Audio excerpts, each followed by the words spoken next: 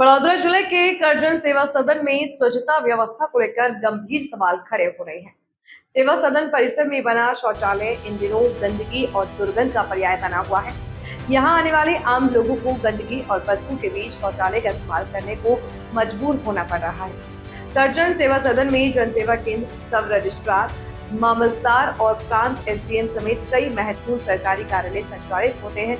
करजन तहसील के करीब 99 गांव से लोग अपने सरकारी काम के लिए यहाँ पहुँचते हैं। ऐसे में शौचालय की बदहाल स्थिति लोगों के लिए परेशानी का कारण बनी हुई है। तस्वीरों में साफ देखा जा सकता है कि करजन सेवा सदन के शौचालय में गंदगी का अंबार लगा हुआ है। सफाई के अभाव में यहाँ से लगातार दुर्गंध आती रहती है। वही गंदगी और जमा पानी के कारण मच्छरों का प्रकोप भी बढ़ गया है।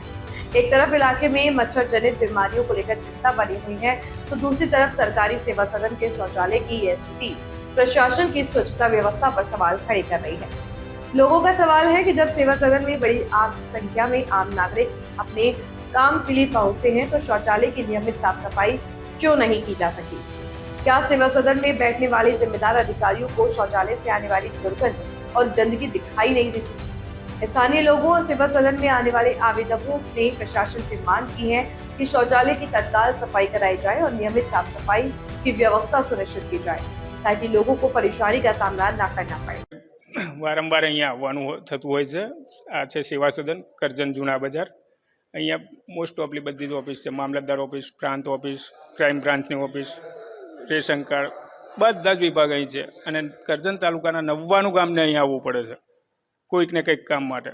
એમની માટે આ શૌચાલયની જે વ્યવસ્થા કરવામાં આવેલી છે, એ અંદર બેસો તો નાક દબાઈને બહાર અંદર જવાનું, બહારે નાક દબાઈને આવવાનું, જો પેશાબ પણ ઉતરે નહીં એવી પોઝિશન છે અત્યારે। અને બપોરે લંચમાં જમ્યા પછી ડીશ હોય ટોયલેટની મહી મૂકે છે આ લોકો। આટલી બધી ખરાબ પોઝિશન કરી મૂકી છે, કોઈ સ્વચ્છતા જાળવી નથી। મારે આમ કરી જવું પડ્યું, પેશાબ જ નહીં ઉતરી, એમ જ પાછો આવતો રહ્યો છું। બસ વહેલી તકે સ્વચ્છતા કરે અને સ્વચ્છતા જાળવે એવું એક અભિયાન ચલાવે। કરજણ તાલુકા સેવા સદન ખાતે શૌચાલયની અંદર ગંદકીનું સામ્રાજ્ય જોવા મળ્યું છે। કરજણ તાલુકા એ 99 ગામનો તાલુકો છે।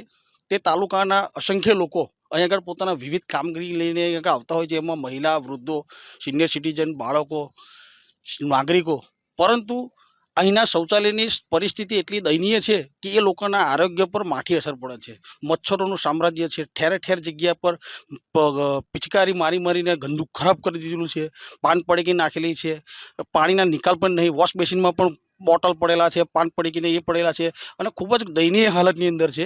એક બાજુ આ સરકાર એવી વાતો કરે કે સ્વચ્છ ભારત અભિયાન, પરંતુ તાલુકાની મહત્ત્વની કચેરીમાં જાહેર શૌચાલય જે આવેલું છે એમાં કર્મચારી પણ ઉપયોગ કરે છે, સામાન્ય નાગરિક પણ ઉપયોગ કરે છે। એના માટે એટલી બદતર હાલત છે કે ના પૂછે વાત।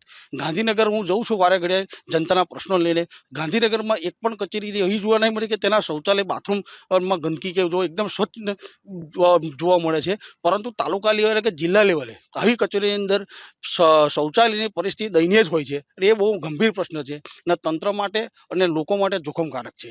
આ કોઈ રાજકીય મુદ્દો નહીં, આ જનતાનો આરોગ્યનો, સ્વચ્છતાનો પ્રશ્ન છે અને જનતાના પ્રશ્નોને વાચા આપીએ એ મારી ફરજ છે। એટલે મેં આજે જે જોયું એના કારણે મેં આ વસ્તુ મીડિયા સામે મારી વિનંતી છે તંત્રને કે તાત્કાલિક ને દૈનિક રોજે રોજ આ શૌચાલયને સાફ કરવામાં આવે, જેથી ભવિષ્યમાં કરજણ તાલુકાના નાગરિકોને આ શૌચાલય બાબતે કોઈ તકલીફ ના પડે।